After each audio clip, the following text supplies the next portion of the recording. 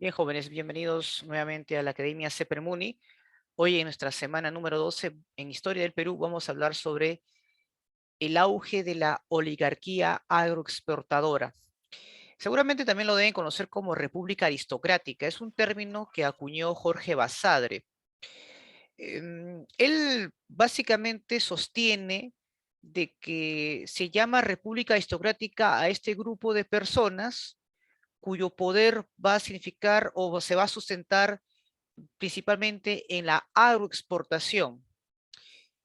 Asumió que era una élite dominante muy ociosa, por así decirlo, o mercantilista, rentista, perdón, es decir, que solamente se dedicaba a la extracción y venta de sus productos al extranjero, pero también hubo sectores importantes de cierta modernización en el norte del país.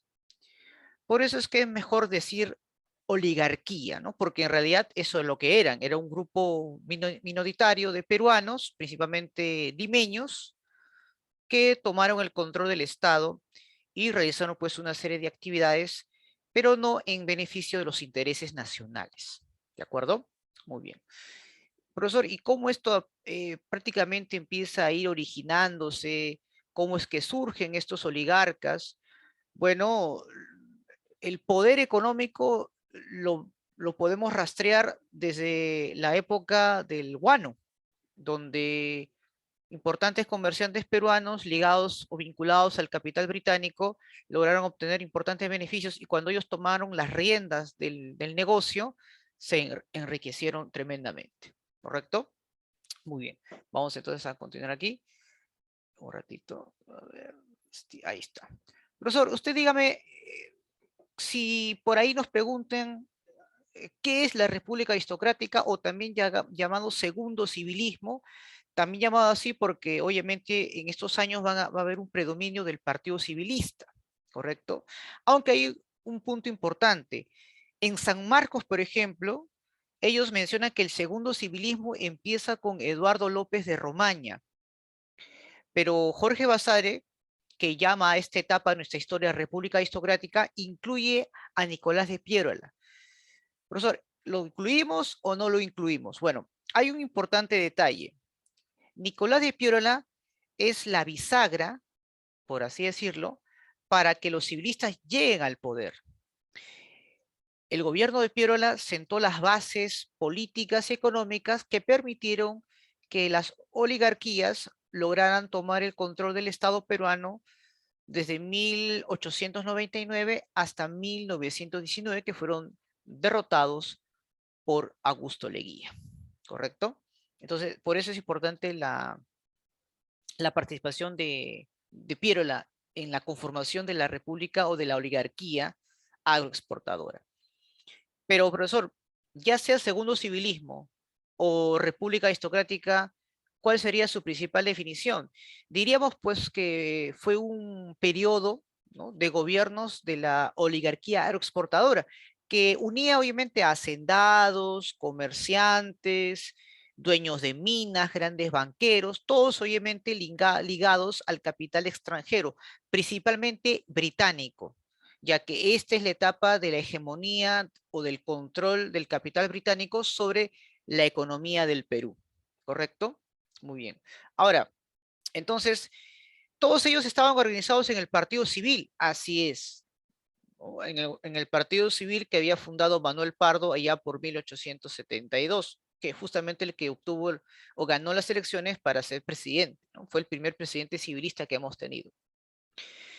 Obviamente que esta nueva generación de oligarcas era muy distinta a las del siglo XIX, tenían obviamente cierta orientación a la modernización, eso como les había mencionado, no todos obviamente eran totalmente rentistas, pero sí tenían algo en común, seguían siendo muy dependientes de los capitales foráneos, ¿correcto? Ahora, entonces, este partido civil, en el cual muchos de ellos van a lograr ser presidentes del Perú en esos años, van a estar pues sin duda están o van a formar una alianza muy importante con el imperialismo inglés. ¿Ya? Profesor, ¿qué significa oligarquía? Gobierno de unos pocos, en este caso de la élite dominante, ¿no?, que va a tomar el control de nuestro país. Y bueno, de hecho, pues, bajo su gobierno, prácticamente nuestra economía dependió bastante de capital británico y, y prácticamente marginaba a la gran mayoría de la población, ya que no se le permitía ningún tipo de participación en la vida política, ¿no? Todo ello estaba concentrado en un solo partido, que era el Partido Civil, y desde ahí pues salían los gobernantes, desde ahí salían los parlamentarios, que obviamente elegía sin duda a las principales autoridades. No había pues un voto directo como lo tenemos ahora, ¿verdad? Era obviamente muy, pero muy cerrado al momento de elegir a tus autoridades. No había posibilidad alguna de que las personas del común puedan elegir a sus autoridades. Había muchas restricciones. Eso es también importante mencionarlo.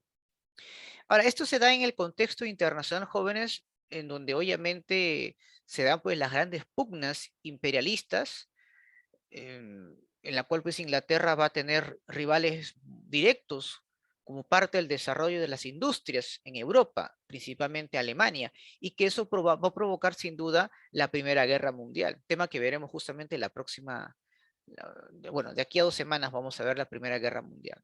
Entonces esto es en este contexto, ¿no? Donde está ya obviamente la Primera Guerra Mundial. Profesor, ¿qué características importantes podemos tener acá durante la República Aristocrática? A ver, en el ámbito económico, jóvenes, esto es algo interesante, hasta paradójico diríamos. ¿Por qué? Porque la economía, si bien es cierto, había muchos capitales británicos que estaban insertadas en la banca, en el mundo financiero, nuestra economía base era latifundista. Se dedicaba obviamente a la agroexportación y en algunos casos cierta tecnología, ciertos valor agregado en algunos productos, ¿no? ¿Qué es lo que más exportábamos, profesor? Exportábamos azúcar, exportábamos algodón, ¿no? Que eran los principales productos, ¿no? Luego ya también el caucho ¿no? En su momento, pero eran los principales productos. A diferencia de la época del guano, nuestra producción, nuestra exportación se había de cierta manera diversificado, ¿correcto? Entonces, eso es muy, muy, muy importante. La minería en ese momento todavía no era fundamental. Esto ya se verá pues más en los años siguientes, ¿no? Ahora, muchos dirán, profesor, pero el azúcar, que el Perú se convirtió, ¿cómo así es que se convirtió en un principal exportador? Bueno, hay que recordar pues que en esos años Cuba era uno de los principales países, bueno, en ese momento era una colonia española que proporcionaba el azúcar. Hubo un enfrentamiento entre España y Estados Unidos, justamente por la toma de Cuba y por como consecuencia de esas guerras, pues ya no se podían producir el azúcar de acuerdo a la demanda que se exigía. Y el Perú, pues, utilizando su tecnología en algunas haciendas de la costa norte, pues sí logró suplir esa necesidad. ¿Correcto? Muy bien. La oligarquía civilista, jóvenes, monopolizó todo el poder y excluyó a la grandes mayoría. Es decir, el único partido político en la cual los candidatos podían presentarse y ganar las elecciones en la cual pues, el Parlamento elegía a esas autoridades. Y el Parlamento estaba compuesto justamente por el Partido Civil, o sea, está acaparado todo, obviamente, el sistema político eh, en el Partido Civilista. Y algo que también caracteriza bastante a esta época es que nuestra clase dirigente no tenía un proyecto político, una visión a largo plazo, ni tampoco tuvo la intención de aglutinar a todos los otros sectores sociales. Estaban, repito, marginados de toda posibilidad de poder tener algún tipo de participación en la política peruana. Lo interesante es que a pesar de que nuestra economía se basaba en la agroexportación, había, repito, ciertos gérmenes de capital. Habían fábricas, por lo tanto, habían obreros. Y como vivían en condiciones terribles debido a la explotación que recibían, empiezan a haber ciertas organizaciones que se inspiran bastante en lo que había en Europa. Acá, por ejemplo, se empezó las luchas sindicales bajo la ideología del anarcosindicalismo, una ideología incluso mucho más radical que el socialismo que Europa estaba experimentando en esos tiempos. Y de hecho, pues su principal fuente de difusión del anarcosindicalismo era pues este diario llamado La Protesta. Y de hecho, el ideólogo más representativo es el gran poeta y, bueno, literato, que deben conocerlo bastante, Manuel González Prada. ¿Correcto? Manuel González Prada. Muy bien.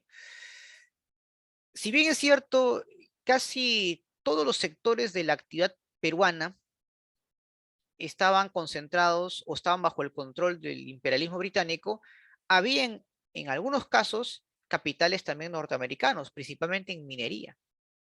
¿Ya? Eso también hay que tomar en cuenta. Ya desde el gobierno de López de Romaña habían importantes capitales norteamericanos en la explotación de la minería, en la cual pues muchos de ellos eran enclaves. Ahora muchos eran, profesor, ¿qué eran enclaves? Enclaves obviamente es un territorio que prácticamente no pertenece al país, sino a las empresas. Las compañías hacían lo que ellos crean conveniente con ese territorio y con los recursos, ya que obviamente le pagaba al Estado peruano por ese terreno. Entonces, prácticamente ahí no habían regalías, ni siquiera existía el concepto del canon, por ejemplo, ¿no? La empresa venía, explotaba y simplemente pues todo lo que extraía era en beneficio de la compañía, ¿no? O de la empresa, principalmente, ¿no? El Estado no recibía muchos beneficios como parte, obviamente, de la explotación, ¿correcto? Eso también es importante tomar en cuenta. Muy bien. En el ámbito social, claramente había un predominio fundamental, ¿correcto? Con respecto al predominio de la élite costeña, limeña y provinciana, pero del norte, en algo también en sector sur, pero principalmente los sectores del norte, ¿no? Ahora, ellos contaban con el apoyo de los grandes hacendados de los Andes, llamados los gamonales, ¿no? Entonces, la oligarquía se sustentó o tuvo el control de la población, principalmente indígena, gracias al sometimiento, al control férreo de los gamonales contra las comunidades campesinas. Y ahí, obviamente, existieron diversos tipos de explotación, justamente contra ellos. Ahora, muchos dirán, profesor, ¿y qué tipos de explotación se dieron en ese tiempo? A ver, habían, por ejemplo, tres formas de explotación, jóvenes, contra la población indígena. Una de ellas, por ejemplo, es el famoso enganche. Eso te van a preguntar en cualquier examen de admisión. Profesor, ¿y qué es el enganche? El enganche, pues, consistió en un endeudamiento, ¿no?, del trabajador, mayormente de origen campesino o minero, ¿no?, eh, por un pago por adelantado. Vamos a ver, voy a explicar en qué consiste básicamente eso. Imagínate que soy una persona que no tiene trabajo, necesita obviamente sustentarse, entonces ahí aparecen pues los famosos enganchaderos, personas mayormente ligados o vinculados a las grandes haciendas o autoridades inescrupulosas que justamente reclutan a ese tipo de personas que necesitan trabajar y le hago firmar un contrato, ¿no? Ahora, en este contrato obviamente yo recibo el monto total de acuerdo al tiempo en el cual voy a estar en el trabajo.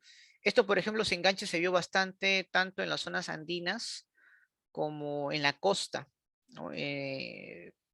Costa norte y algunas zonas del sur andino. Ahora, mucho dirán, profesor, pero bueno, le están pagando por adelantado. Claro, tienes que ir obviamente a ese lugar, ¿no?, al lugar donde te vas a realizar, pero ¿qué ocurre? Tú necesitas pues un hospedaje, necesitas alimentarte, necesitas obviamente tener tus instrumentos para el trabajo. Entonces, en ese lugar, en el lugar donde tú ibas, te lo ofrecían, pero los precios eran muy caros y prácticamente te obligaban a que solamente le comprases a ellos de manera exclusiva. Y de hecho, pues con el paso del tiempo tu dinero pues se acaba, porque obviamente las herramientas que utilizabas, la alimentación, el hospedaje, pues obviamente eran carísimos, ¿no?, y te endeudabas. Como tú no te podías obviamente ir debido a que tenías una deuda con ellos, pues obviamente tú pagas esto, tu deuda que tienes haciendo un trabajo extra, ¿no? Entonces, si mi contrato, por ejemplo, era de un año o dos, prácticamente se quedaban 4 o 5, ¿no? Era una situación dramática para muchos de ellos. O sea, no te podías realmente salir de ahí, ¿no? ¿No? Por eso se llama esto enganche, ¿no? En el sentido, pues, que prácticamente, pues, no tenías escapatoria. Y si incumplías el contrato, pues, ibas preso. Seguramente te preguntarás, pero oye, ¿por qué no denuncian las autoridades? Porque justamente muchas de esas autoridades estaban involucrados en ese tipo de sistema o servían a otros grandes hombres poderosos que eran dueños de estas tierras o simplemente ellos eran los mismos, ¿no? Que se dedicaban justamente a esa actividad. Grandes, importantes autoridades, incluso en la esfera de los gobiernos, tenían muchos vínculos en este tipo de sistema, ¿no? Del enganche. O sea, era una situación complicada, ¿no? Las autoridades estaban coludidas con ese tipo de explotación. El yanaconaje también es un sistema de explotación incluso de la época colonial, y eso se vio bastante en los Andes centrales, ¿no? ¿Qué es el yanaconaje? Es pues sin duda la explotación de los siervos indígenas adscritos a la tierra, en el cual pues estaban bajo el control y sometimiento de los gamonales, ¿no? De los grandes hacendados. Entonces, eso, digamos, es también algo importante, ¿no? Recordar, ¿no? La habilitación es otro tipo de explotación, ¿ya? Es muy similar al enganche, pero eso se dio básicamente en la Amazonía, jóvenes, ¿no? Es un endeudamiento por parte del nativo, ¿no? El nativo amazónico, en la cual pues también tenía que someterse a ese tipo de contratos. ¿Y por qué la Amazonía? Porque ahí se explotaba el caucho, como parte pues de la segunda revolución industrial. Recuerden que en la fabricación de los automóviles se necesita pues de neumáticos y los neumáticos mayormente estaban hechos de caucho, ¿no? Por eso es que hicieron mucha explotación mm, por parte de estos mercenarios o hombres poderosos que utilizaban justamente mercenarios para capturar indígenas amazónicos. Este tipo de mercenarios pues se les conoce o captura y esclavitud de los nativos amazónicos se le conoce como correrías, ¿no? Por ejemplo, hay un grupo de mercenarios muy conocidos en el Brasil, llamados los bandeirantes, en la cual pues se dedicaban a capturar y esclavizar a muchos indígenas. Ustedes saben que la Amazonía pues no solamente es el Perú, no también es Brasil, Colombia, en fin. Y bueno, pues muchos de estos nativos estaban siendo obligados a extraer el caucho, ¿no?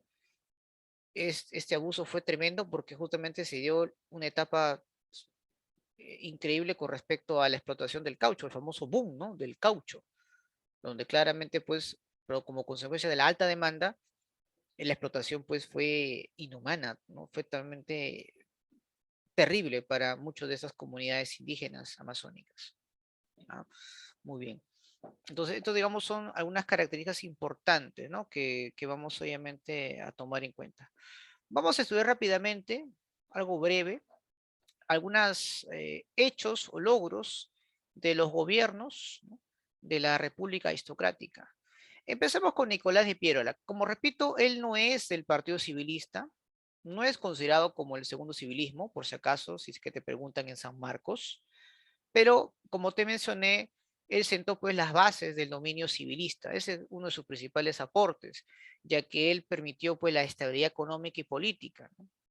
Por ejemplo, una de sus medidas importantes es, por ejemplo, como para poder congraciarse con las masas, es eliminar el tributo indígena, pero por otro lado implementó pues el estanco de la sal, ¿no? Que era una forma también de obtener los recursos. El pretexto era supuestamente pagar el rescate de los territorios ocupados por Chile, pero en realidad pues eran básicamente para poder, digamos, obtener más recursos y de ahí utilizarlos pues para otras actividades, pero que no necesariamente pues en beneficio de la población. Justamente por este abuso que se cometió en su gobierno, pues van a haber pues importantes movimientos, se van a levantar pues muchos pobladores, y principalmente, por ejemplo, los campesinos de Huanta en Ayacucho, ¿no? Debido justamente al impuesto sobre la sal, ¿no? Y ahí pues se produce una represión tremenda que acabó pues con muchas y con centenares de campesinos. ahí no existía pues todo el tema de los derechos humanos, nada, para nada, ¿no? Eran simplemente reprimidos de manera cruel. Por primera vez, el ejército peruano se profesionaliza con la llegada de la misión militar francesa, liderada por Clement. El objetivo era modernizar el ejército y poder obviamente repeler cualquier tipo de protesta que se pueda dar, ¿no? Esa era la función, ¿no? Ese era el objetivo, ¿no? Formar a nuestro ejército, formar a nuestros soldados para poder obviamente com, com, eh, combatir contra aquellos movimientos que buscan rebelarse contra el Estado peruano. Por eso que se formó pues ahí la Escuela Militar de Chorrillos, ¿no? Y fue Pirola el que implementa pues el servicio militar obligatorio, ¿no? Por si acaso. Entonces, esto digamos es una de sus principales medidas, ¿no? De nuestro amigo Nicolás de Pirola. Muy bien. Para ello pues también promueve el Ministerio de Fomento. Antes, por ejemplo, no había lo que es la SUNAT. La SUNAT, recuerde que es una institución reciente. Entonces, Pirola crea una institución para recaudar impuestos, ¿no? La famosa Sociedad Anónima Recaudadora de Impuestos, porque el Estado peruano necesitaba, pues, recursos, dinero, para poder solventar los gastos, principalmente, pues, en el mantenimiento de la burocracia. Eso es también algo importante tener en cuenta. Tras el término del gobierno de nuestro amigo Nicolás de Pirola, asume el poder, ¿no? Asume el poder Eduardo López de Romaña, allá entre 1899 y 1903, ¿correcto? Entre sus principales medidas es establecer, jóvenes, el Código de Agua, el Código de Minería y el Código de Comercio. Pero ¿y esto qué significa, profesor? Bueno, significa obviamente normas que van a beneficiar principalmente a los grandes hacendados y los capitales extranjeros.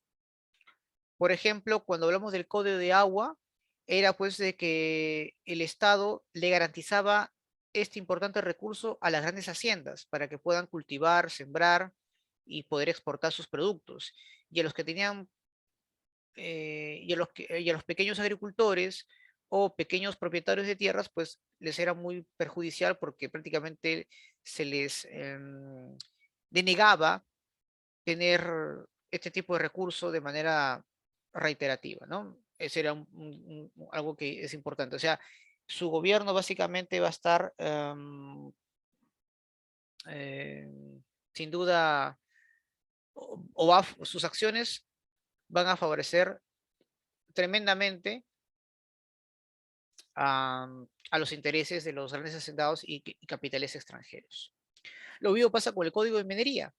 El Código de Minería prácticamente para atraer inversión lo que hace el Estado peruano es vender a perpetuidad ciertos territorios estratégicos para que estas compañías puedan explotar estos recursos y beneficiarse tremendamente, ¿no? Promovió, pues, por un lado también la colonización de la selva, que era en ese momento prácticamente inexplorada. Recuerden que había departamentos que no habían sido creados, entonces había un temor de que otros países como Brasil puedan tomar presencia, entonces era importante tener gente ahí, pero difícil porque era un territorio vasto, tremendo en ese tiempo y ante una poca población pues muy demográficamente muy pobre, ¿no? Y bueno, pues ahí justamente durante su gobierno empiezan los grandes capitales norteamericanos. Por ejemplo, ahí se impulsan muchas inversiones mineras. Aquí, por ejemplo, llega una compañía norteamericana que va a crear, llamada Cerro de Pasco Mining Company, en la cual obviamente va a explotar los principales recursos en todo lo que es los Andes centrales. Hablamos principalmente del cobre, ¿no? Su gobierno termina cuando logra firmar un tratado muy importante para evitar algún tipo de conflicto con Bolivia, el famoso Tratado Osma-Villazón. Hay que recordar pues que hasta en esos tiempos todavía nuestras fronteras no estaban completamente limitadas, ¿no? Teníamos obviamente problemas con el Ecuador, con Colombia, con Brasil, con Bolivia y con Chile, ¿no? Nuestros territorios no estaban obviamente delimitados completamente, ¿no? Y ya teníamos obviamente serias dificultades con Bolivia, por ejemplo, entonces trató de llegar a un acuerdo a través de este tratado.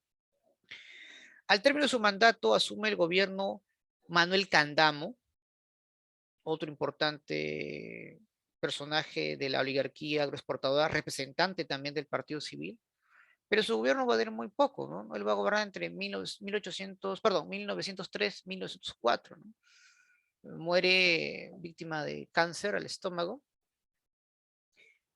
pero a pesar de haberse quedado poco tiempo en el poder, logró implementar lo que se conoce con la ley de ferrocarriles, ¿no? Para poder conectar pues, los enclaves con los puertos más importantes y así beneficiar pues, a los capitales extranjeros. ¿Qué iba a hacer con esta ley de ferrocarril? Necesitaba pues obviamente, habían enclaves mineros, pero esos enclaves necesitaban pues obviamente, esos productos que se extraían, necesitaban obviamente medios de transporte que llegasen a los puertos y de esta manera poder exportarlos al extranjero, ¿no? Y bueno, el gobierno de Candamo va a ser así, ¿no? Va a implementarse pues nuevos centros ferroviarios para poder llegar a esos enclaves, extraer o cargar todos los minerales y luego llevarlos pues a los principales puertos para ser exportados. Como te das cuenta, ellos no tuvieron la creatividad ni la eficiencia y tampoco obviamente la tecnología de ese tiempo para poder extraer, transformar y luego venderlo, ¿no? O sea, no utilizaron pues, lo que es el valor agregado, ¿no? De frente, obviamente, el material en bruto lo exportaron y van a ser en otros países los que, donde se va a dar pues la transformación, ¿no? Muy bien. Tras su muerte de Candamo, asume el gobierno de José Pardo, hijo de Manuel Pardo, ¿no? El fundador del partido. Él va a gobernar entre 1904 y 1908. Y ahí pues va a impulsar una importante reforma educativa. Por ejemplo, se promueve la educación primaria gratuita y obligatoria, por si acaso, ¿no? Pero ¿con qué propósito? Con el propósito de insertar al trabajador al sistema capitalista. Les comento. Como yo les comenté, había importante inversión de capitales británicos en algunas ciudades, principalmente Lima. Se habían creado o se habían construido importantes fábricas. Pero el problema era que la gran mayoría de la población, la mano de obra nativa, era campesina y analfabeta. Y no estaba obviamente insertado adecuadamente a los cambios tecnológicos que el capital británico requería para su utilización. No podían pues, manipular las máquinas, no podían operar ciertas herramientas, etcétera. Entonces, obviamente, ante esa presión, el gobierno de Pardo hace obviamente los cambios necesarios para, por así decirlo, obligar, ¿no? A las familias a que puedan obviamente ayudar a sus hijos a estudiar. De esa manera, pues, promover el alfabetismo, la alfabetización, ya que gran parte, repito, de la mano de obra no calificada era, pues, analfabeta y desconocía cualquier tipo de manipulación de esta forma de trabajo que el capital británico requería para continuar con la producción. Así es simple, ¿no? No es porque obviamente Pardo se le ocurrió y les gustó, pues, o quiso con un fin altruista de poder realmente hacer que la población mejore, ¿no? La educación fue formada o se formó principalmente para generar trabajadores, no como productores, no como creadores, sino como trabajadores, ¿no? De manera organizada, disciplinada. Y ese tipo de concepto o de forma de entender la educación le hemos seguido arrastrando hasta los últimos años, ¿no? Siglo XX, ¿no? Donde, repito, no se instruía, no se les enseñaba pues a ser emprendedores objetivos, sino a ser disciplinados para poder realmente cumplir con su trabajo como obrero. Ese es el problema, ¿no? Como obrero, como trabajador que debe insertarse al sistema capitalista. ¿Mm? Muy bien. Ya en ese tiempo, los gremios sindicalistas estaban tomando una serie de medidas que de hecho pues iban a tambalear al gobierno de José Pardo. Es por eso que para evitar nuevas protestas y poder calmar los ánimos, decide implementar un proyecto mm, en el cual pues el Parlamento podría de repente realizar ciertas modificaciones en beneficio del trabajador. Pero fue un proyecto, el famoso proyecto Matías Manzanilla, que al final nunca se llegó a aplicarse en su primer gobierno. Lo que sí permitió es establecer una escuela normal de varones para poder formar docentes, ¿no? Para las clases populares, porque repito, había un problema, ¿no? El capital británico quería invertir, pero no tenía trabajadores peruanos que podían obviamente adaptarse al sistema capitalista, entonces hay que formar, en este caso, a las personas, darle una formación básica, pero para que luego se inserten pues al capitalismo británico, ¿no? Al capitalismo obviamente que está invirtiendo en nuestro país. Entonces, estos son, digamos, los principales medidas, ¿no? Por ejemplo, reaperturó pues la Escuela de Artes y Oficios, ¿no? Justamente basada pues obviamente en tecnología de la época. Hoy, por ejemplo, se llama pues Instituto José Pardo, que justamente está, bueno, no es un instituto que no se caracteriza por ser, digamos, una institución gloriosa, ¿no? Pero intenta de una manera tratar de formar personas, estudiantes eh, dedicadas a la tecnología o a la industria, ¿no? En cierta medida, ¿no? Muy bien. Tras acabar su gobierno, asume el poder Augusto Bernardino Leguía, que fue su ministro de Economía de Pardo en su anterior gobierno.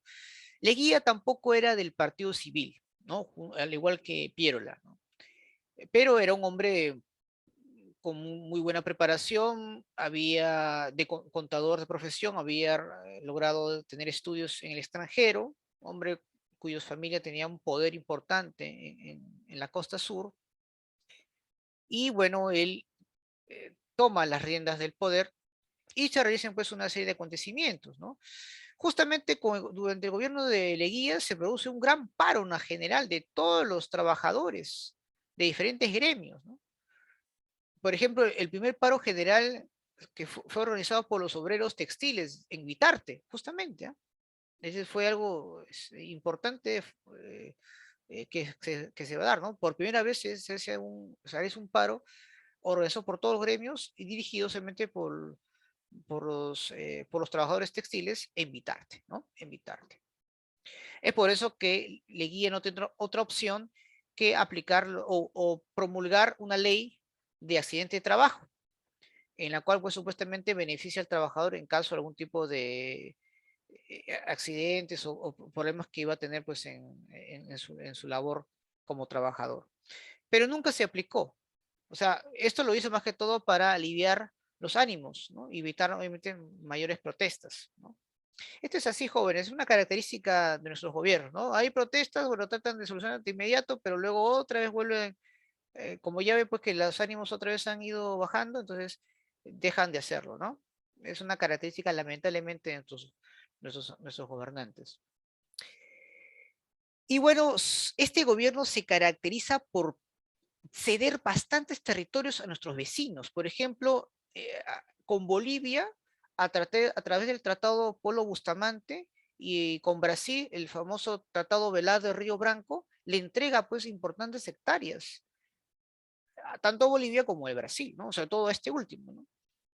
Increíble, ¿no? Cómo es que el gobierno de Leguía se va a caracterizar por ser obviamente un gobierno pues que se desprende de sus territorios. Hay obviamente una serie de razones, no la voy a comentar en estos momentos, pero tiene que ver obviamente con una visión de preocupación frente a los intereses que tenían obviamente los países vecinos de nuestros recursos naturales, y tenemos obviamente un estado pues inactivo donde no teníamos representación en nuestros límites territoriales de personas que podían obviamente contener, ¿no? Esa expansión, ¿no? Entonces la mejor manera para evitar o que continuamente una mayor injerencia de intereses extranjeros, pues eran a través de esos tratados, ¿no? Que de una manera podían detener hasta cierto momento el avance eh, de nuestros países vecinos. En fin. Y bueno, ahí también pues se produce un incidente tremendo en Colombia, donde las tropas peruanas pues fueron conducidas justamente por Oscar Benavides para obviamente intentar de cierta manera hacer frente pues a las a las tropas, obviamente, colombianas, ¿no? En esta zona llamada La Pedrera, ¿no? Bueno, lo importante es que esos son sin duda uno de los principales hechos que ocurrieron durante Leguía. Bueno, y aquí también una anécdota, es que justamente en 1911, a un año antes de terminar su mandato, Hiram Bingham logra eh, dar a conocer al mundo la existencia de Machu Picchu, ¿ya? Hay que recordar que Hiram Bingham no tenía la convicción de que existía Machu Picchu. Él quiso saber dónde estaba la ciudad de Vilcabamba, este reducto importante donde Manco Inca y sus hijos van a liderar una resistencia contra los españoles, pero obviamente en el trayecto pues se encuentra con esta majestuosa ciudadela y bueno, con el aporte de grandes capitales, o, perdón, con el aporte de la Universidad de Yale, de la cual él pertenece, de National Geographic, entre otros, pues financia esta exploración y también el gobierno va a colaborar en ese sentido. Y bueno, Machu Picchu se va a hacer conocido pues a nivel mundial, ¿no? Y eso justamente ocurrió durante el primer gobierno de Leguía. Al término de Leguía, asume el poder otro personaje que no era tampoco del Partido Civilista, ¿no? Pero fue en este caso respaldado por Piérola, ¿no? Era pues sin duda Guillermo Billinghus, que gobernó pues entre 1912 y 1914. Ahora, a diferencia de todos los presidentes que hemos tenido, Billinghus intentó hacer ciertas reformas en beneficio de la gran población, principalmente trabajadora, obrera, pero que eso perjudicaba los intereses de la oligarquía. Es por eso que su gobierno duró mucho tiempo y obviamente lo derrocaron, ¿no?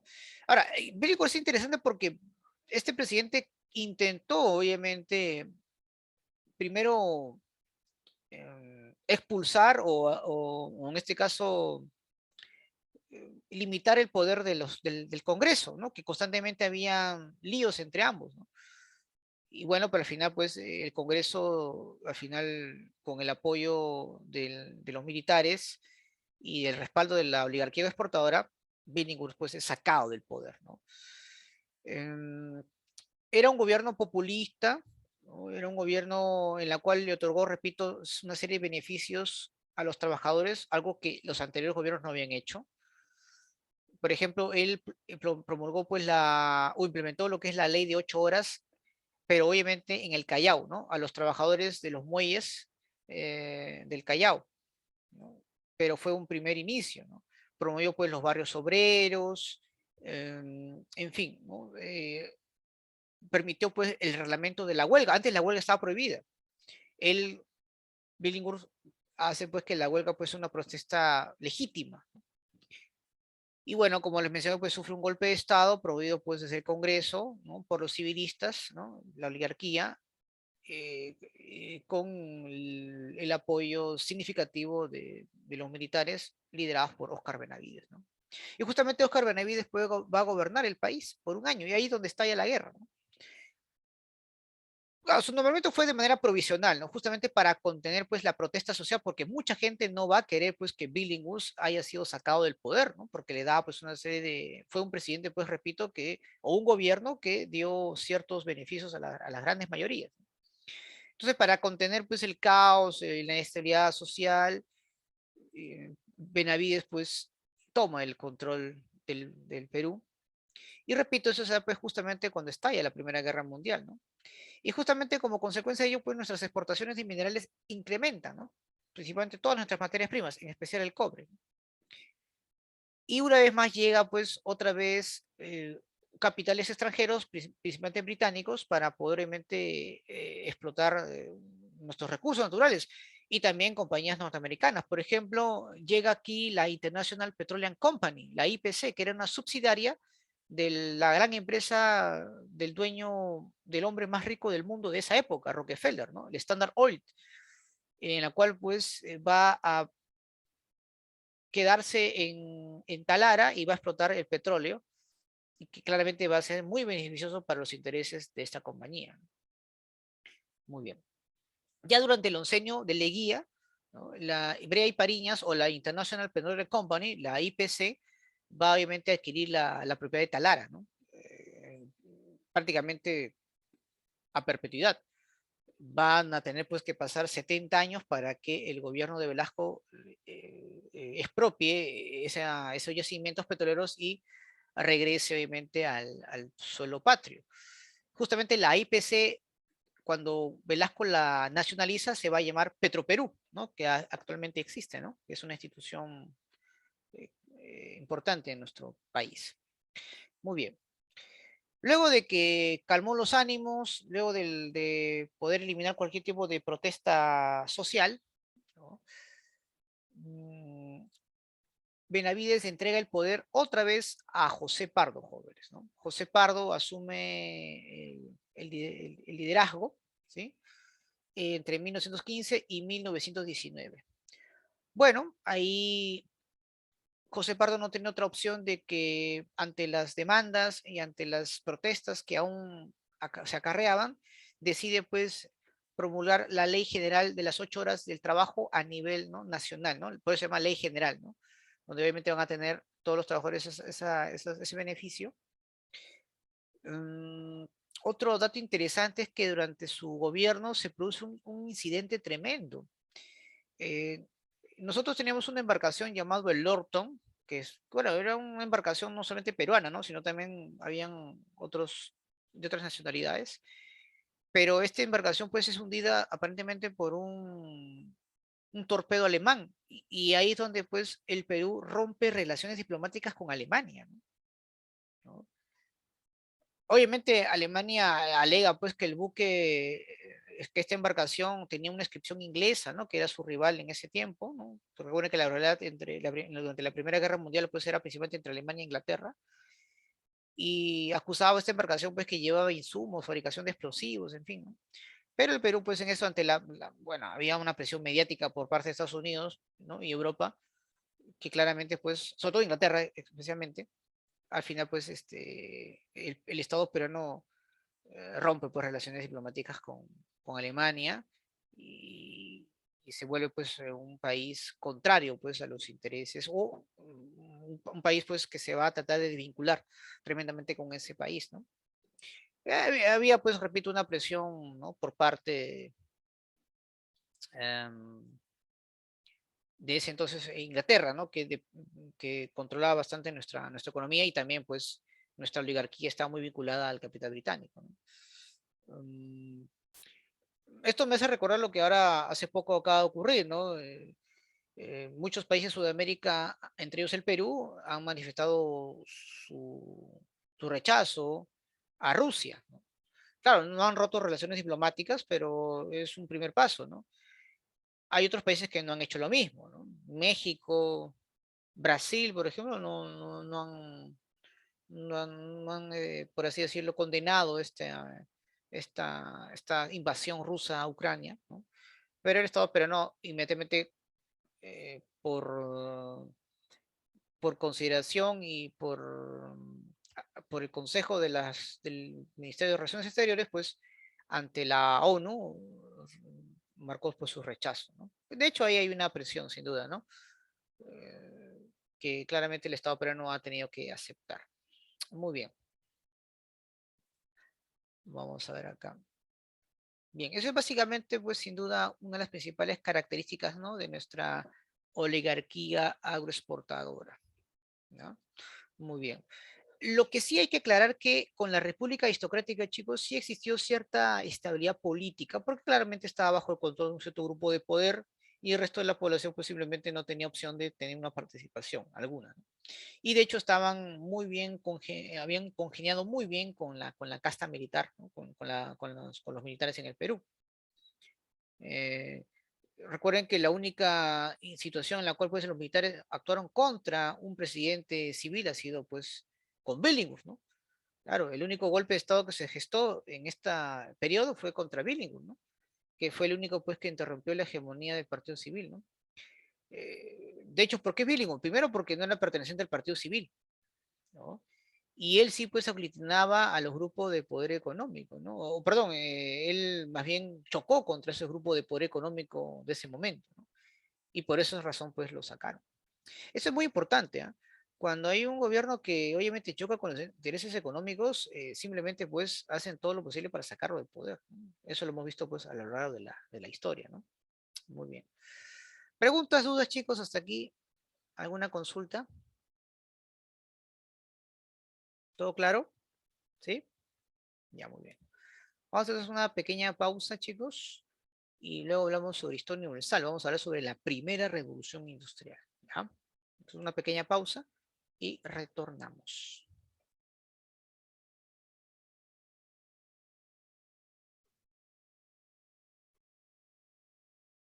Bien, continuando con la sesión número 12, ahora en Historia Universal vamos a hablar sobre la primera revolución industrial. La semana pasada habíamos hablado sobre el capitalismo mercantil, ¿no? Que fue la primera fase donde, del capitalismo en sí, donde claramente los seres, las personas, principalmente los comerciantes, van a empezar a, o van a generar importantes ingresos gracias obviamente a dicha actividad, ¿no? Ahí es donde pues surge la burguesía.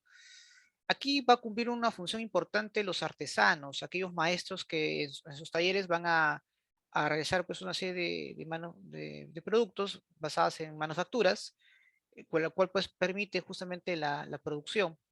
Pero obviamente era una forma de, o era una actividad pues claramente muy lenta, por así decirlo, ya que sin duda el ser humano cuando fabrica o crea un producto con sus propias manos, pues de hecho, para empezar, es lento y, bueno, no cubre pues una demanda tan grande como la que se ha ido realizando, ¿no? La población empieza pues a ir aumentando, en fin. Entonces los talleres como que empiezan a ir perdiendo importancia, por así decirlo. Van a haber obviamente diversos factores que van a permitir un cambio significativo en esa transición, ¿no? Del capitalismo mercantilista al capitalismo industrial. Hasta donde, profesor, dígame, ¿en qué etapa estamos en la cuarta, en qué etapa estamos dentro de la revolución industrial? Estamos en la cuarta, ¿no? En la cuarta fase. La primera se desarrolló entre el siglo XVIII y siglo XIX, y de hecho fue Inglaterra, ¿correcto? Ahora muchos dirán, profesor, ¿y por qué Inglaterra? ¿Por qué no fueron otros países? Justamente eso es lo que vamos hoy día a explicar, ¿ya? Muy bien, muy bien. Vamos a ver acá. Listo.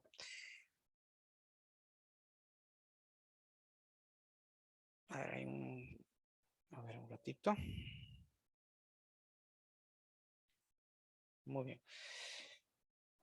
Profesor, ¿qué significa la revolución industrial en este caso? Vamos a ver rápidamente. Bueno, diríamos pues que la revolución industrial fue un proceso de grandes transformaciones tecnológicas, esto es fundamental, tecnológicas, que de hecho van a ser aplicadas a la producción, ¿correcto? A ver, y esto claramente llegó a sustituir pues el trabajo manufacturero que les estaba justamente hablando por el trabajo mecanizado, ¿no? Son las máquinas ahora las que realizan eh, o producen, ¿correcto? Son las que generan bienes y que de hecho va a tener pues una gran ventaja con respecto pues a las manufacturas que se hacían en los talleres, ¿no? Los talleres son reemplazados por las fábricas. Los artesanos prácticamente van a ser reemplazados por los obreros, por los trabajadores, ¿correcto? Entonces, su base, jóvenes, eso es importante, no deben olvidarse, su base, ¿ya? Fue el maquinismo, ¿no? Y de hecho, pues, la aplicación de conocimientos técnicos y científicos en la producción. En economía, por ejemplo, vamos a llevar un tema, me parece, en lo que es producción. Bueno, ¿qué es la producción? La producción, obviamente, son una serie de elementos que obviamente se va a realizar justamente para poder, en este caso, como lograr, pues, en este caso, realizar pues el producto, ¿no? El bien terminado, ¿no? Puede ser una serie de transformaciones, ¿no? Recuerden, la extracción de recursos, la transformación de las mismas y obviamente como parte final pues salen los productos. Todo ese proceso es producción, ¿correcto? Solamente que ahora pues repito, son las máquinas las que van a tener un papel muy, muy importante en esta actividad. Muchos dirán, profesor, ¿y por qué Inglaterra? ¿Qué es lo que tuvo Inglaterra y no otros países europeos? Bueno, para eso vamos a ver un poco los antecedentes, ¿no? Hay que recordar pues que el primer estado burgués fue Inglaterra, ¿no? Gracias a la Revolución Gloriosa, es decir, las monarquías absolutistas de Inglaterra pierden frente a aquellos burgueses vinculados también o en alianza con algunos nobles, algunos señores feudales que también se habían aburguesados contra el régimen absolutista que Inglaterra realmente quería imponer. Y es así pues de que en 1688 la burguesía, bajo el liderazgo de Oliver Cromwell y otros importantes líderes posteriormente, toman el poder político y establecen una monarquía constitucional. Ese es el primer paso. Pero esto se dio obviamente en base obviamente a los cambios tecnológicos que se estaban dando, sin lugar a duda, ¿no? Además, hay que recordar que la primera revolución industrial se basó principalmente en dos fuentes, que era el carbón y el vapor de agua. En Inglaterra, pues había muchos recursos basados en el carbón, muchos recursos que eran obviamente del carbón. Entonces, esto también fue una característica interesante, ¿no? Por la cual Inglaterra sobresale. Pero es porque justamente, repito, la burguesía toma el poder, ¿no? Toma el poder y, repito, establece una monarquía constitucional, es decir, un parlamento cuyo poder obviamente va a estar en manos de la burguesía y la figura del monarca solamente va a ser eh, eh, secundaria totalmente, ¿no? No va a tener obviamente una presencia importante como en otros países de repente que todavía lo eran, ¿no? Acá la figura del rey era limitada, ¿correcto? Muy bien. Una vez que llegaron a tomar el poder, ¿ya? El Estado inglés lleva a cabo lo que se conoce como una política de campos cerrados. ¿Ya? Profesor, ¿qué es la política de campos cerrados? Bueno, aquí pues el Estado burgués se apodera, ¿no?, de las tierras de los campesinos, ¿no?, desplazándolos a muchos de ellos pues a las grandes ciudades, ¿no? ¿Qué van a hacer con estas tierras? Van obviamente a realizar pues toda una gran revolución agrícola, ¿no?, que es el siguiente paso obviamente que va a hacer el Estado burgués, en la cual pues se introducen nuevos cultivos, sean nuevas técnicas, incluso herramientas o fertilizantes también, que van a permitir pues una mayor productividad, ¿no? Que va a mejorar pues notablemente en ese tiempo. Entonces, esas fueron las condiciones o los antecedentes por la cual pues justamente surge la primera revolución industrial. Mientras que en el resto de los países todavía su base económica se basaba en el mercantilismo, como España, por ejemplo, y feudal, ¿no?, como el caso de Francia. Inglaterra pues se dedicó básicamente a la producción basada obviamente en las tecnologías que había logrado adquirir, ¿no?, en la cual la burguesía seguía invirtiendo, invirtiendo y fomentando para que esto cada vez crezca más y más, ¿no? Entonces, eso fueron, digamos, una de las características importantes, o, perdón, los antecedentes de la primera revolución industrial. ¿Cuáles fueron las causas que permitieron justamente el surgimiento y que poco a poco vaya reemplazando el capitalismo mercantilista? Bueno, primero, el hecho de que, bueno, gracias al contrabando de productos, ¿no?, en colonias ajenas, como es el caso de España, con el tráfico de esclavos, el tráfico de metales preciosos, ¿no?, eh, permitió pues obviamente generar grandes capitales a la burguesía inglesa, ¿no?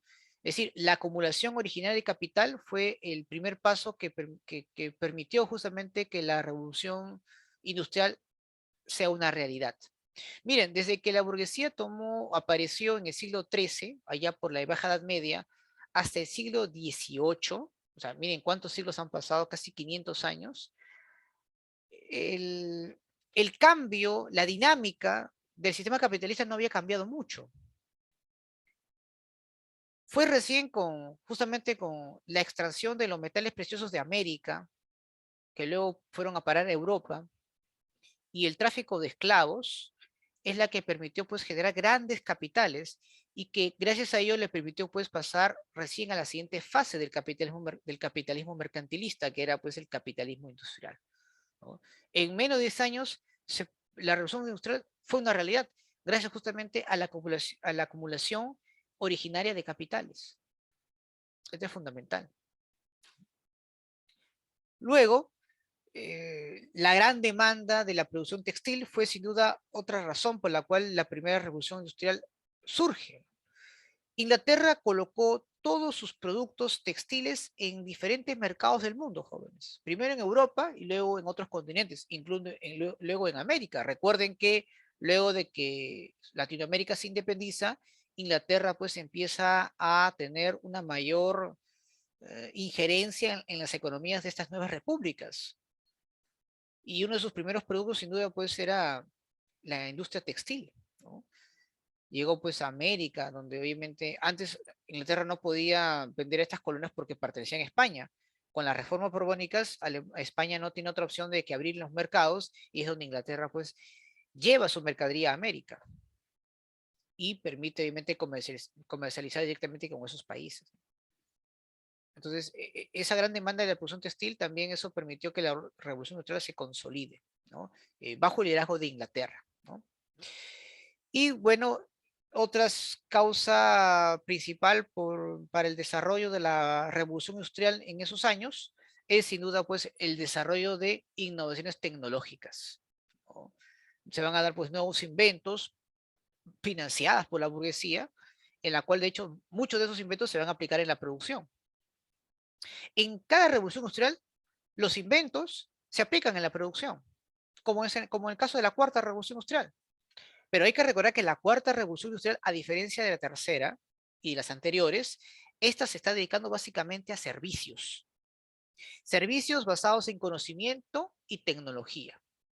Las grandes empresas que hoy en día generan millones y millones de dólares son mayormente empresas que generan o que dan o otorgan servicios, ¿correcto? Y esa va a ser la tendencia. Aquellos países basándose en tecnología y conocimientos que ofrecen servicios al mundo es lo que van a marcar mucha tendencia con la cuarta revolución industrial.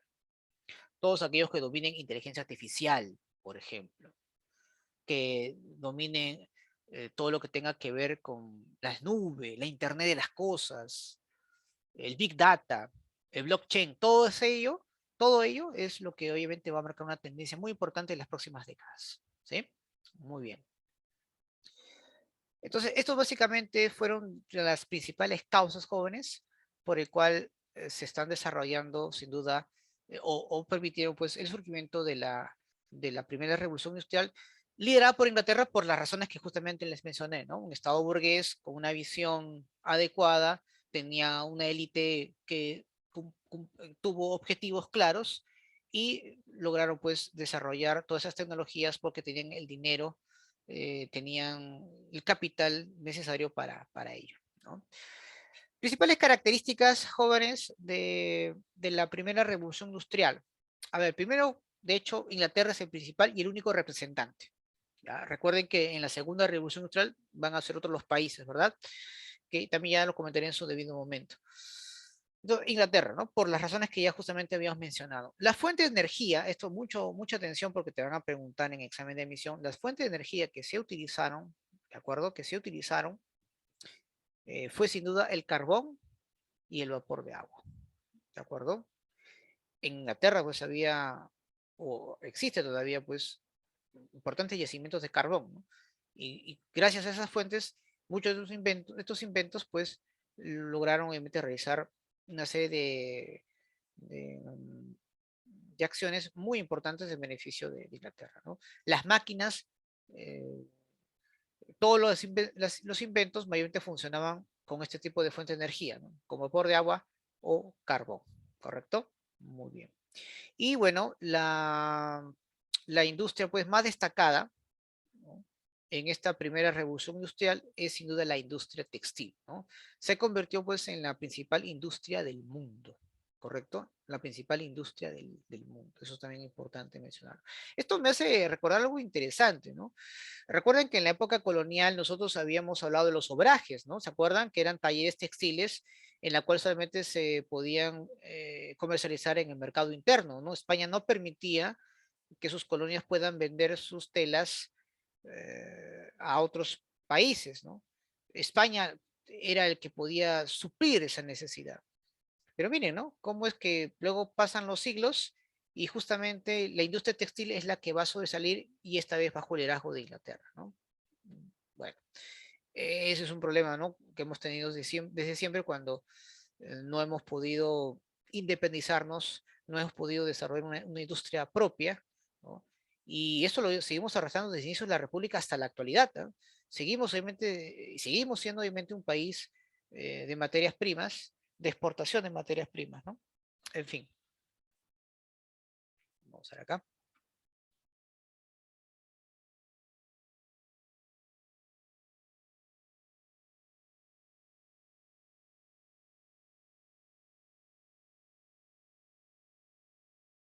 Ya está.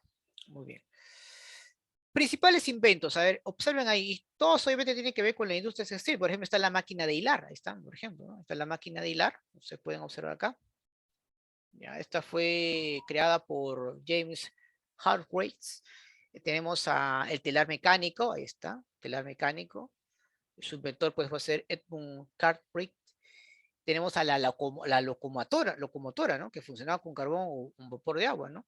En este caso fue, en este caso, inventada por George Stephenson, ¿no? Entonces, ese es también tomar en cuenta. Um, Tenemos también pues el barco a vapor por Robert Fulton. Ahí está. Está el barco a vapor. Robert Fulton. Tenemos en este caso a la máquina de vapor, inventado por James White, por ejemplo. Ahí está también. Como pueden ver. ¿Correcto? Listo.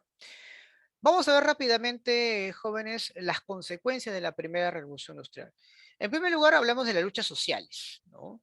En esa etapa, pues, aún no se había desarrollado, pues, una ideología que guíe, pues, a la lucha social de los trabajadores. No existían sindicatos, gremios, el marxismo no había existido, ¿no? Para hacer frente, obviamente, a estos cambios importantes que se estaban dando en esa época. Sin embargo, pues a fines de la primera revolución industrial surgió un movimiento contra las máquinas, ¿no? Llamado movimiento ludita, ¿no? En la cual pues muchos trabajadores desempleados se organizaron obviamente para destruir las máquinas, ya que los culpados justamente de su desempleo, ¿no? Ahora, esto me lleva a una reflexión, jóvenes. Hoy en día, los trabajos que van a prevalecer son aquellos que requieren de especialización. Aquellos trabajos mecanizados o aquellos trabajos no calificados simplemente van a ser reemplazados por la inteligencia artificial, va a ser reemplazado obviamente por las máquinas y aquella persona pues que no se especializa simplemente pues va a perder su trabajo, ¿no? Es muy posible que con el tiempo también tengamos una situación parecida, ¿no? De hecho, van a haber dos tipos de sociedades, ¿no? Aquellas que se adaptan rápidamente a la cuarta revolución industrial, donde van a tener gente que va a estar preparada, adaptada a esos cambios, y otra sociedad donde no, lamentablemente, va a ocurrir así, ¿no? Donde cada vez pues va a haber eh, más desempleo, y si en caso consigues un trabajo, pues con una baja remuneración, ¿no? Así de simple, ¿no? Todo un trabajo pues que no es especializado, pues está condenado pues a recibir un bajo sueldo, ¿no? Tremendamente, eso está demostrado, ¿no? Así que ese es lo que nos depara más adelante, ¿no? Lo que ya en realidad está ocurriendo, ¿no? Y lamentablemente pues especializarse en un trabajo es una inversión mayor, ¿no? Ese es el problema también, ¿no? Bueno, fuera pues que me puedo especializar si es que hay instituciones o el Estado subvencione mis estudios, pero no. Lamentablemente es un gasto adicional, ¿no? Que uno tiene que hacer si quiere diferenciarse, ¿no? Del resto ¿no? Del resto de personas. En fin. Entonces, digamos, uno de los principales movimientos importantes que se van a dar, ¿no? En esos años. Ahora, otra consecuencia fundamental, chicos, es que acá pues se consolida el sistema capitalista y también de la burguesía. Claro, mucho gran profesor, pero eso no va a ser en la segunda revolución industrial. Ahí claramente, ahí toma el poder, el control total, ¿no? Pero es claro de que la primera revolución industrial permitió, obviamente, que la burguesía, especialmente en Inglaterra, porque yo me estoy refiriendo a Inglaterra, luego en la segunda revolución industrial ya estamos hablando de todo el mundo, pero en Inglaterra, obviamente, acá, de hecho, pues se consolida el sistema capitalista por excelencia y también de la burguesía, ¿no? Eso es en Inglaterra, ojo, ¿ya? Aparece pues como consecuencia también el proletariado, ¿no? Claro, al inicio pues el trabajo industrial, ¿no? aparece pues obviamente el trabajador, la persona que va a manipular, va a utilizar las herramientas, las tecnologías para la producción, ¿no? Aparece pues el famoso proletario, ¿no? Pero ¿sobre qué viene de dónde viene la palabra proletario? Bueno, el proletario viene del término prole, ¿no? ¿Por qué? Porque, bueno, ese trabajador no era dueño pues absolutamente de nada, ¿no? No era dueño de la fábrica, no era dueño de las herramientas, materias primas, pero producía. Era un hombre obviamente que se dedicaba a la producción, que de hecho es fundamental su presencia. Pero lo paradójico es que lo que producía, nada le pertenecía, ¿no? Y lo único, obviamente, que era de su pertenencia era su fuerza de trabajo y de sus hijos, ¿no? Por eso le viene la palabra proletario, ¿no? ¿Qué más? Bueno, mucha gente pues abandona los campos para irse a las ciudades, pese a que trabajaban en condiciones infrahumanas. Antes se trabajaba pues 16 horas diarias, de lunes a domingo, no habían compensaciones, no habían feriados, incluso mujeres, hombres y niños trabajaban también, no había ningún tipo de consideración. Pero pese a esas malas condiciones, la gente iba porque a menos era un trabajo seguro, ¿no? En unos casos. Entonces la gente abandonaba justamente los campos agrícolas porque a veces no le iba nada bien, ¿no? Y había mucha hambruna, ¿no? Y eso trajo como consecuencia pues que las ciudades crecieran, porque mucha gente migra del campo a la ciudad, ¿no? Entonces, ese crecimiento demográfico en las ciudades es producto pues del abandono de la población campesina del campo para poder conseguir un empleo en estas fábricas, ¿correcto? Muy bien, entonces esas son, digamos, las principales características, ¿no?, que quería justamente compartir con ustedes. Bien. ¿Alguna duda, alguna pregunta, chicos, hasta aquí sobre la clase de hoy? ¿Todo claro? Profesor, Sí, dígame. ¿en qué revolución industrial estamos ahorita?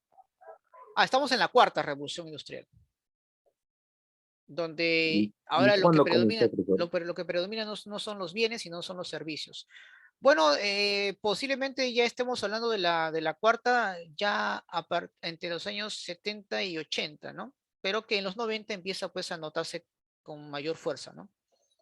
La tercera tuvo que ver todo con el tema de la ofimática, la computación, la informática, y ahora estamos obviamente en una etapa distinta que tenga que ver mayormente con la inteligencia artificial, con la cibernética y con todos los cambios basada en la internet, ¿no? Entonces todo ello obviamente estamos viendo que otros países obviamente están ya tomando en cuenta mucho esas actividades, ¿no? Ujú.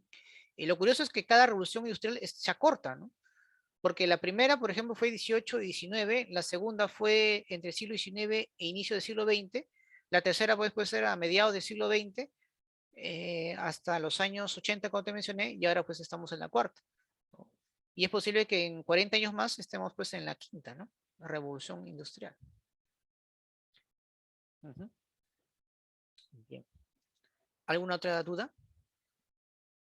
¿Preguntas? ¿Todo claro? Bien. Entonces, una pequeña pausa, chicos, y retornamos pues para hablar sobre bienes y servicios en economía.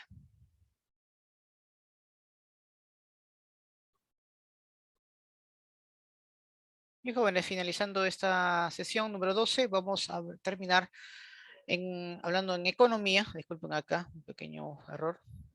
Vamos a hablar sobre bienes y servicios. Ya, un ratito, disculpen. Bien, les estaba mencionando pues que estamos en curso ahora de economía. Vamos a hablar sobre los bienes y servicios.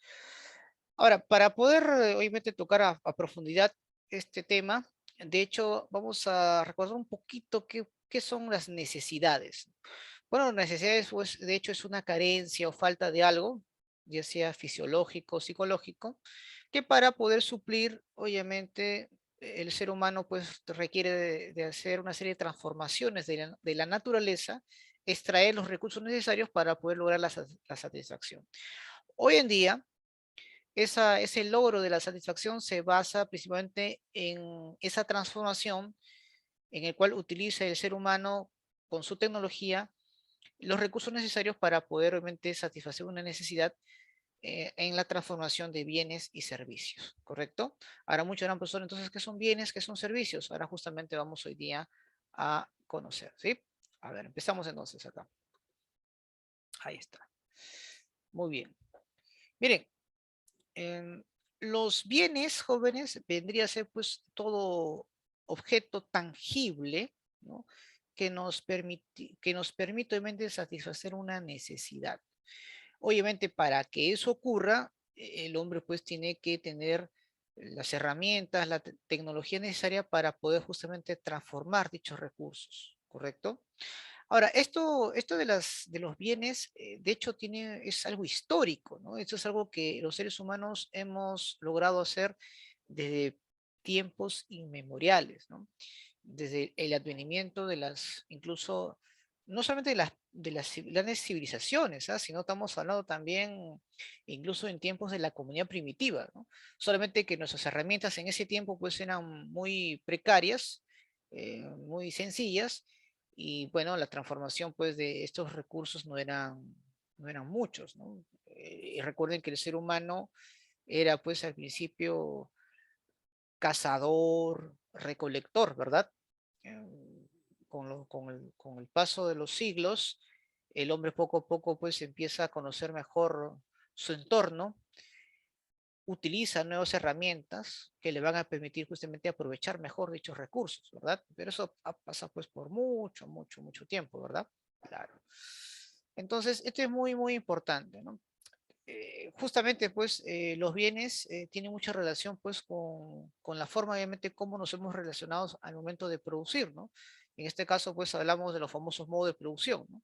En cada modo de producción o sistema de producción, los seres humanos pues hemos utilizado diversas herramientas, técnicas justamente para poder producir.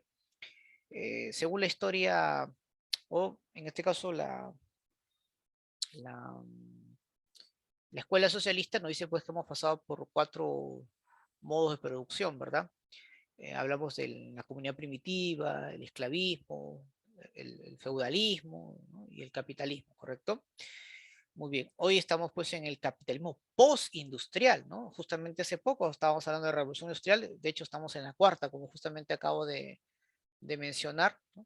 Y eso obviamente es algo que debemos siempre ser muy conscientes de ello, ¿no? De los cambios obviamente que se están dando. ¿Cuál es la finalidad, profesor, obviamente, de poder de contar con estos bienes y servicios? De hecho, pues, bueno, si no hablamos un poco de las pretensiones de las empresas que son las que obviamente nos ofrecen estos bienes y servicios, diríamos pues que la finalidad es el bienestar general, ¿no? Es obviamente alcanzar obviamente un grado de satisfacción, ¿sí o no? Claro. Pero bueno, sabemos pues que en este caso, eh, cuando hablamos de bienes y servicios, de hecho, tenemos que hablar pues de las compañías, ¿no? Y estas empresas pues claramente son las que al final ah, generan, sin lugar a duda, estos bienes y servicios y cuyo principal objetivo es sin duda obtener ganancias, ¿no? Eso también está clarísimo, ¿no? Muy bien. Pero eso, digamos, es algo que tenemos que tomar en cuenta. Entonces, profesor, cuando usted nos dice de los bienes, ¿a qué se está refiriendo usted? Bueno, son todos aquellos elementos, ¿de acuerdo? Que por sus características, pues, tienen la capacidad, pues, de satisfacer una necesidad, ¿no? Ahora, todo aquello que es útil al ser humano es considerado un bien, ¿no?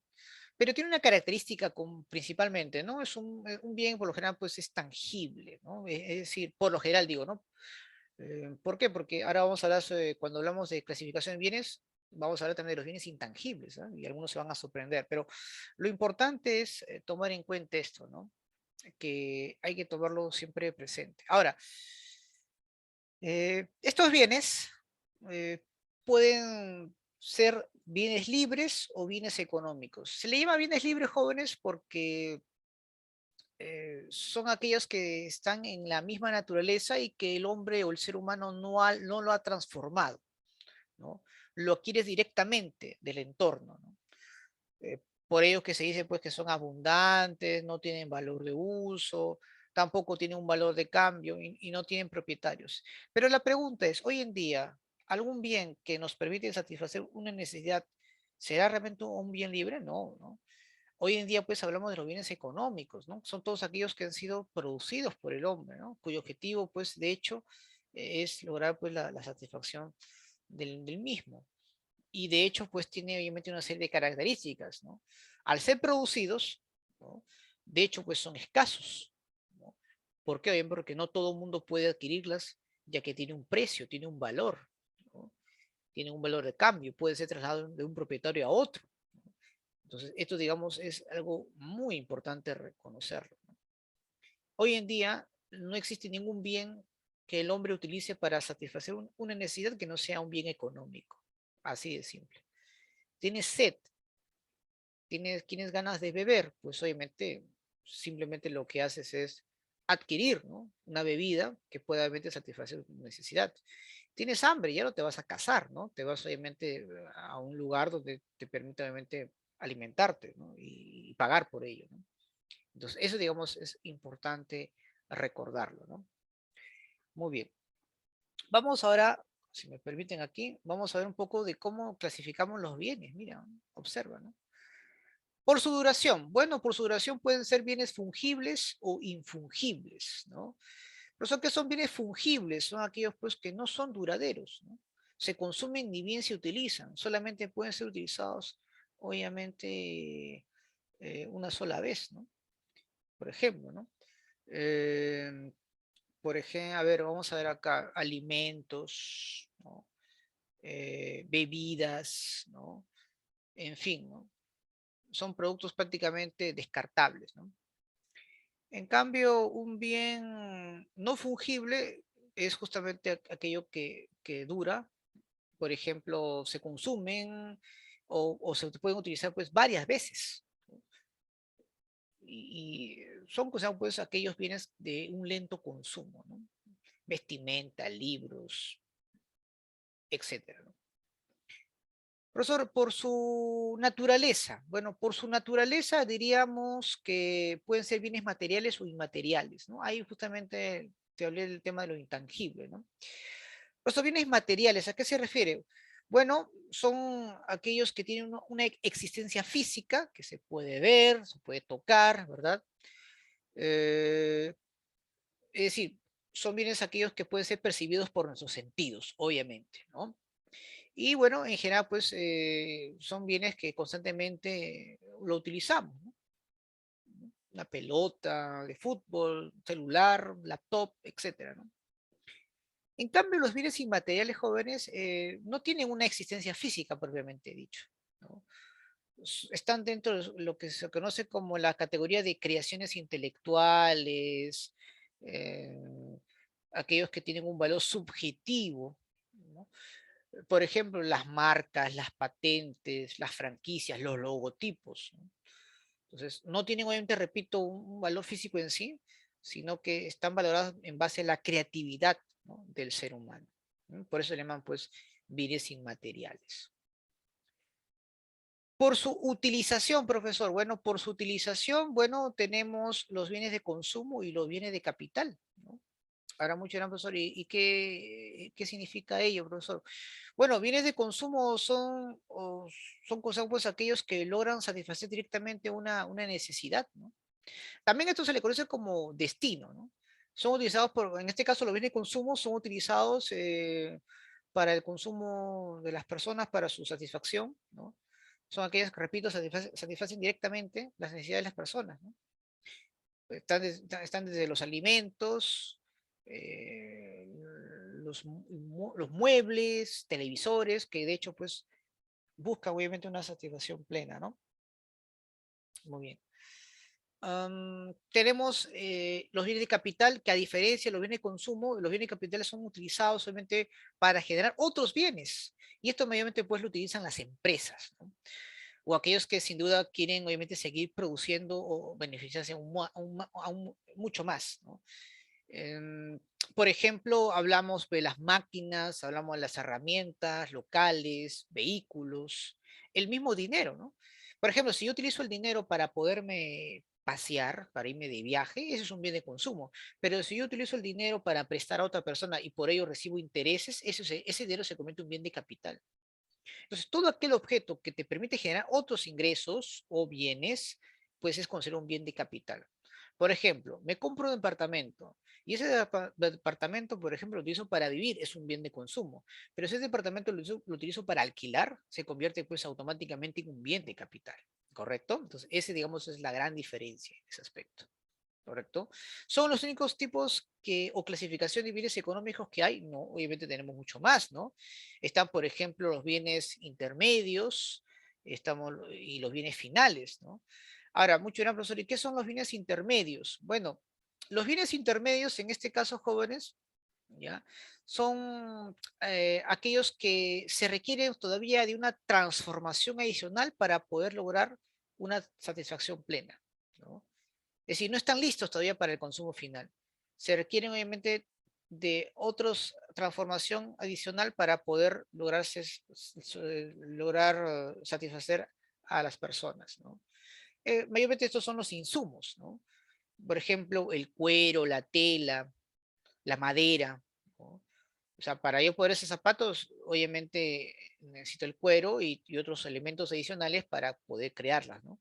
Pero ¿por qué existen, profesor? Porque obviamente hay otras empresas que necesitan de esos insumos para su fabricación final. Claro, eso también existe. Eso.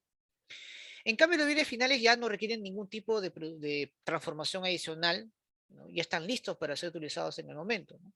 Ahí tenemos pues todos los productos habidos y por haber, ¿de acuerdo? Desde los televisores hasta los zapatos, zapatillas, etcétera, ¿no? Están listos obviamente para, ya no requieren ningún tipo de transformación adicional. ¿Correcto? Por ejemplo, hasta la tercera revolución industrial, estos eran los que hacían los países capitalistas, ¿no? Los países industrializados, en el sentido de que transformaban y le daban un valor agregado y transformaban en un bien final, ¿no? ¿Qué hacíamos nosotros? A lo mucho pues llegábamos en bienes intermedios o simplemente pues vendedores de materias primas, ¿no? Profesor, los bienes sustitutos, en este caso hablamos de un bien de acuerdo pues a su relación entre sí, pueden ser sustitutos o complementarios. ¿Qué es un bien sustituto? ¿Qué es un bien complementario? Bien, a ver, un bien sustituto, ¿ya? ¿De acuerdo? Son aquellos bienes, ¿no? Capaces de poder satisfacer la misma necesidad, ¿no? A pesar de ser diferentes, ¿no? O que tenga obviamente con respecto al otro producto algún tipo de diferencia, pero que al final pues cumple con esa función, ¿no? Que es en este caso de poder satisfacer una necesidad. Por ejemplo, las carnes, ¿no? El pollo fácilmente puede ser reemplazado por el pescado o viceversa, ¿no? El café puede ser reemplazado por el té, porque al fin y al cabo, tanto el café como el té te permiten satisfacer esa necesidad que es la sed, ¿verdad? Entonces, eso, digamos, es algo que hay que tomarlo en cuenta, ¿no? Si no tengo, obviamente, para comprarme una casaca de cuero, pues me compro una chompa. Al final va a permitir cubrir una necesidad, que es el frío, ¿correcto? En cambio, los bienes complementarios, jóvenes, son bienes pues que para poder satisfacer completamente se necesitan pues de ambos bienes, ¿no? Que cumplan obviamente esa función, ¿no? Tienen que ser consumidos de manera inconjunta, ¿no? Por ejemplo, pues imagínate, ¿no? El cuaderno y el lapicero tienen que ir juntos. Um, el café y el azúcar tienen que ir juntos. El pantalón y la correa. Tu computadora con tu internet. Imagínate que estén separados, ¿no? Oye, tienes tu computadora pero no tienes internet. O te dan internet pero no tienes ningún dispositivo móvil en el cual puedes utilizar, ¿no? Imagínate. Entonces tienen que ir juntos, ¿no? De la mano para ello. Ahora, profesor, aquí llama usted bienes normales y bienes inferiores. Esto también es muy interesante, ¿no? Algunos todavía, de repente, eso tiene que ver con relación a nuestros ingresos, ¿no? Se le llaman bienes, en este caso, inferiores o bienes normales, ¿no? Como en el sentido, pues, que al aumentar el precio, ¿no? O en este caso, perdón, al aumentar tus ingresos económicos, aumenta, pues, las demandas justamente de este producto, ¿no? ¿No? En este caso, ¿por qué? Porque son bienes de primera necesidad. Por ejemplo, a ver, un bien de primera necesidad, la leche, el azúcar. Si ingresas tus bienes, si tienes más plata, vas a demandar pues más leche, más azúcar. En cambio, los bienes inferiores, ¿ya? Eh, ¿Qué ocurre? Cuando tus ingresos sí aumentan, o sea, si tienes más dinero, entonces dejas de lado ese producto, lo disminuyes, ese tipo de producto o bien, y más bien consumes otro que pueda obviamente cumplir una mejor, no solamente una mejor satisfacción, sino por así decirlo, un producto de mejor calidad. Prácticamente los reemplazas por productos mejores, ¿no? Por ejemplo, a ver, una vestimenta.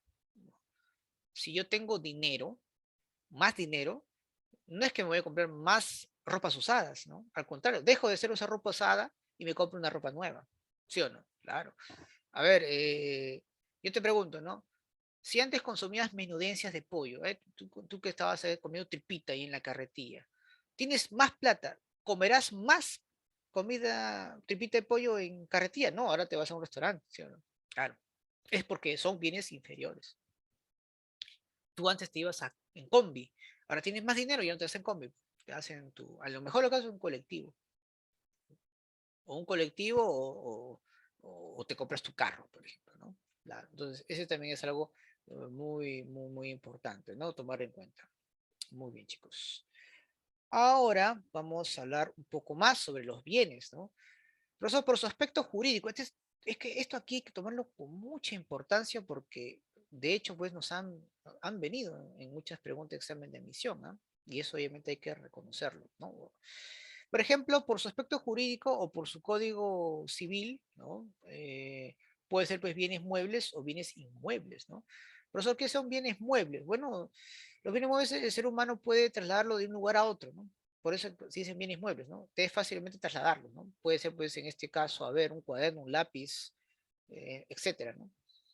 En cambio, un bien inmueble son aquellos, pues, que de hecho no pueden ser trasladados, ¿no?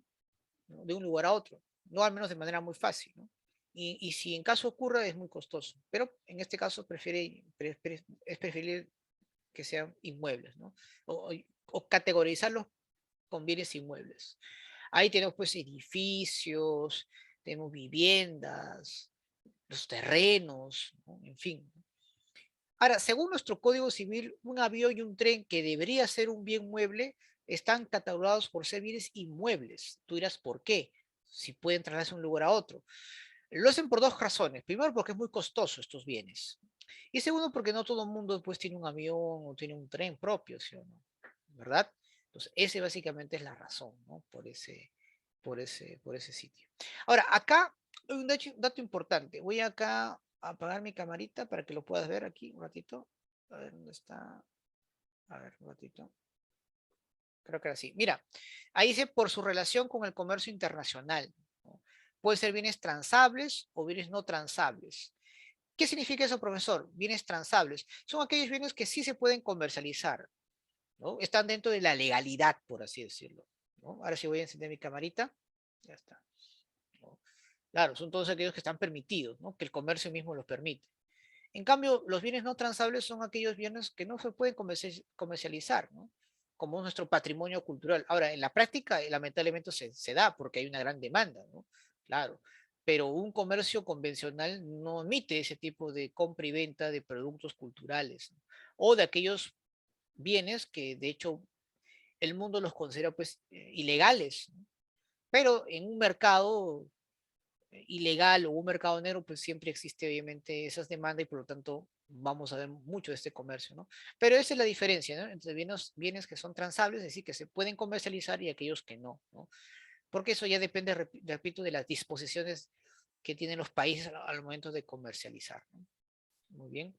Entonces, estos son, digamos, con respecto pues a los principales, la clasificación de los bienes, ¿correcto? Muy bien. Veamos ahora, chicos, ya para terminar, para no ya abrumarnos mucho, los servicios. Este es muy importante, chicos. Si tú terminas tu carrera universitaria y quieres emprender, quieres ser un empresario, dedícate a los servicios basados en tecnología y conocimientos. Eso es algo que va a marcar mucha tendencia en las próximas, ya en estos momentos, ¿no? Así que préstele mucha atención, ¿no? A todo ello. Pero, ¿qué son servicios, profesor?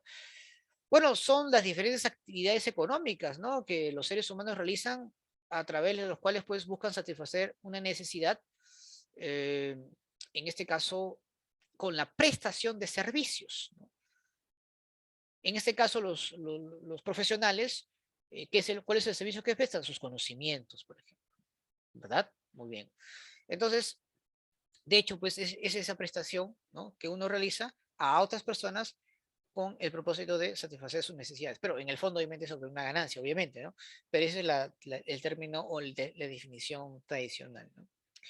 Característica, profesor, de los servicios, para que veamos un poco la diferencia con los bienes. Bueno, son inmateriales, es decir, no pueden ser percibidos por los sentidos, ¿no? Se consumen, ¿no?, ni al momento de ser producidos, ¿no? Por ejemplo, el médico, ¿no?, hace el servicio de poder operarte. Una vez que ya logró operarte, pues simplemente cumplió con su función, ¿no?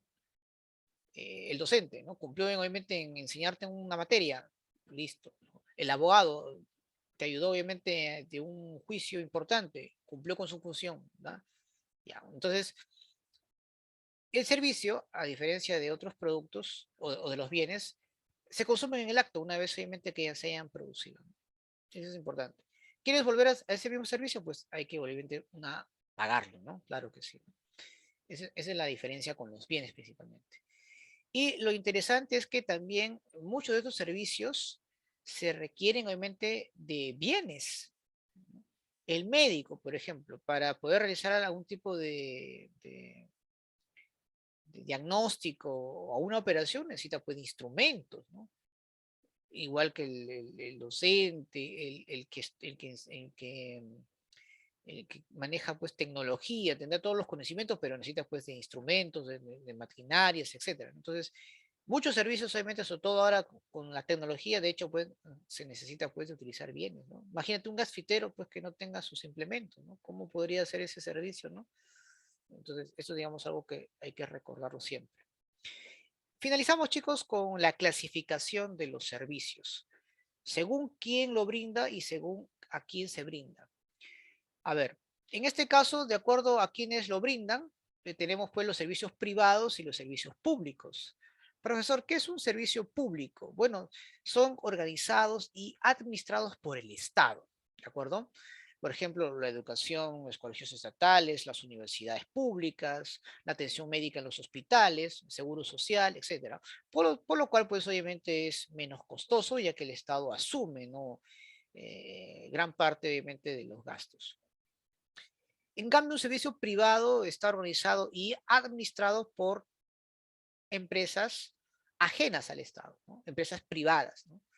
Por ejemplo, los servicios educativos en colegios privados, que de hecho es un poco más costoso, los servicios de salud en clínicas, los servicios de cable, internet, etcétera, ¿no? Son obviamente de entidades privadas, ¿correcto? Muy bien.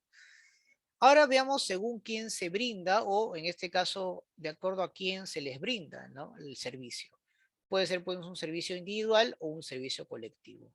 Se le llama pues servicio individual pues a aquellos servicios que pueden brindar una satisfacción, una necesidad a una persona en un tiempo y un espacio determinado de manera individual, solamente a esa persona, ¿correcto? A la cual pues se le conoce como servicios personales. Por ejemplo, la atención médica en un consultorio, puede ser privado o público, por ejemplo, un viaje por taxi, donde solamente a ti obviamente te hace el servicio, ¿correcto? Y están pues los servicios colectivos, ¿no? Son aquellos que se brindan pues de manera simultánea a más de una persona en un mismo momento, es decir, tiempo y espacio, ¿no? Por ejemplo, las clases en los colegios, o ir al cine, eh, en una, ir de paseo en un colectivo, o un viaje en una combi, un bus, cúster, etcétera, ¿no? Ese, digamos, es un poco la diferencia, ¿no?, con respecto a los servicios, ¿no? Y bueno, como te justamente reitero, los servicios son los que, al menos en estas décadas, va a marcar mucha tendencia, ¿no? Así que ahí tienes, digamos, una idea para poder emprender, ¿no? Recuerda, los servicios basados en conocimientos y tecnología, no te olvides de eso.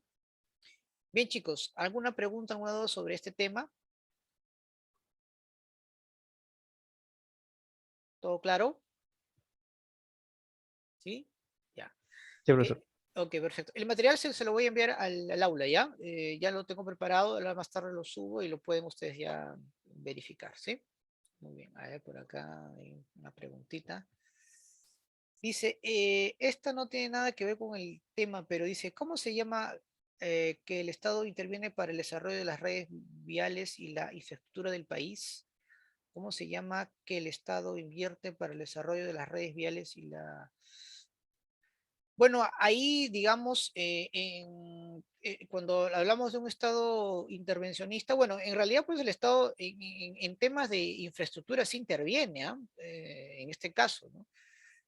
Hay una, es lo que el Estado obviamente logra sin duda con sus activos, poder obviamente realizar algún tipo de obra de infraestructura, ¿no?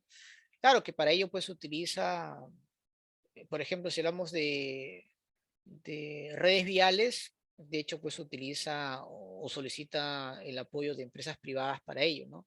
A través de una licitación, por ejemplo, ¿no? Pero en ese aspecto el Estado pues sí logra tener cierta intervención, ¿no? Pero en otros aspectos de la economía pues vemos que el Estado no es socio ni interventor en la economía, ¿no? Solamente su función es de ser regulador, de garantizar, ¿no? Por así decirlo, que los agentes económicos puedan interactuar sin ningún tipo de inconveniente, ¿no? Ujú. ¿Sí? ¿Alguna otra pregunta de repente? Bien. Bien, chicos, gracias por su atención. Nos estamos pues viendo en la próxima semana y no olviden por favor este sábado su examen, su simulacro, ¿no? Por favor, resuélvanlo. Cuídense y gracias por su tiempo. Que tengan pues un lindo inicio de semana. Buenas noches. Muchas gracias, profesor. A ustedes, Gracias, cuídense. profesor. Buenas noches. Gracias, profesor. Buenas noches. Gracias, Gracias, profesor. Buenas profesor. noches.